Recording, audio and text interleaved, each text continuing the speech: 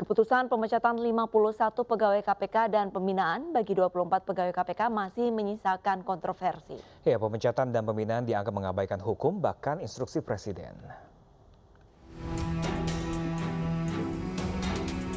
Komisi Pemberantasan Korupsi, Menpan RB, Menkumham, BSSN, BKN, serta asesor memutuskan memecat 51 dari 75 pegawai KPK yang tidak lulus tes wawasan kebangsaan.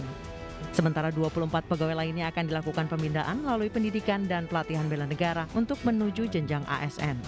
Kita sepakati bersama dari 75 itu dihasilkan bahwa ada 24 pegawai dari 75 tadi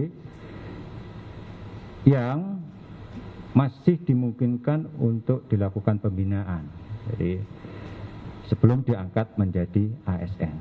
Sedangkan yang 51 orang, ini kembali lagi dari asesor, itu sudah warnanya dia bilang sudah merah, ya. Dan ya tidak memungkinkan untuk dilakukan pembinaan. Meski telah dipecat 51 pegawai KPK yang tidak lulus TWK masih bisa bertugas hingga November mendatang.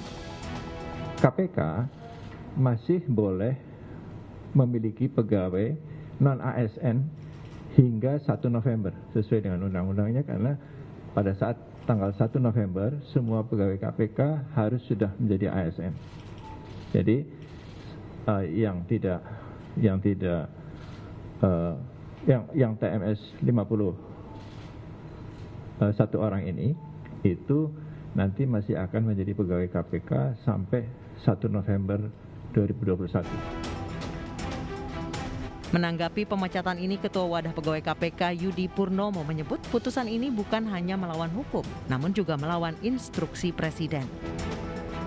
Pertama, pimpinan KPK dan BKN telah nyata-nyata tidak mematuhi instruksi Presiden dengan tetap memberhentikan pegawai KPK baik dengan cara langsung sejumlah 51 orang maupun dengan cara mendidik kembali 24 orang tapi tanpa adanya jaminan harus menjadi ASN. Padahal secara nyata Presiden sudah mengungkapkan bahwa tes tidak dapat dijadikan satu-satunya dasar untuk memberhentikan seseorang.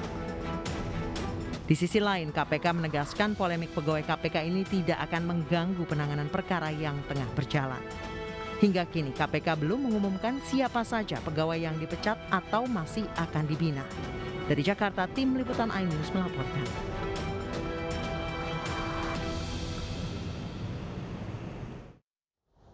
75 pegawai KPK diberhentikan dan dibina karena tidak lolos tes wawasan kebangsaan dalam alih status menjadi aparatur sipil negara. Namun Presiden Jokowi menegaskan tes wawasan kebangsaan terhadap pegawai KPK tidak bisa menjadi dasar pemberhentian pegawai.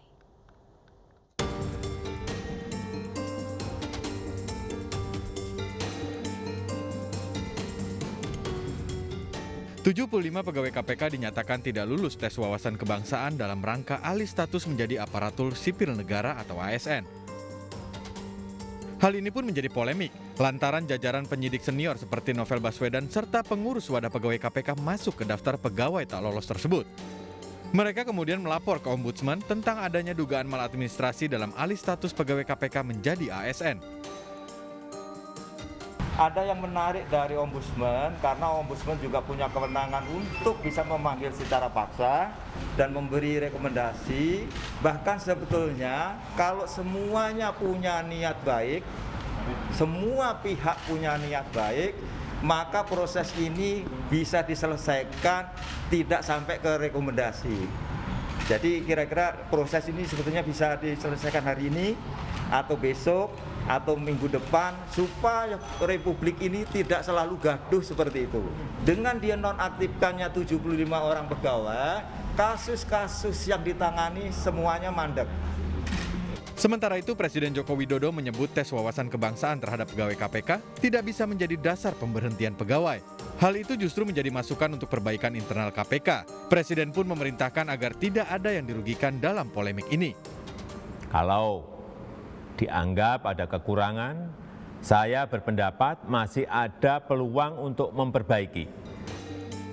Sebelumnya Presiden Joko Widodo telah menandatangani peraturan pemerintah nomor 41 tahun 2020 tentang pengambil alihan pegawai KPK untuk menjadi aparatur sipil negara.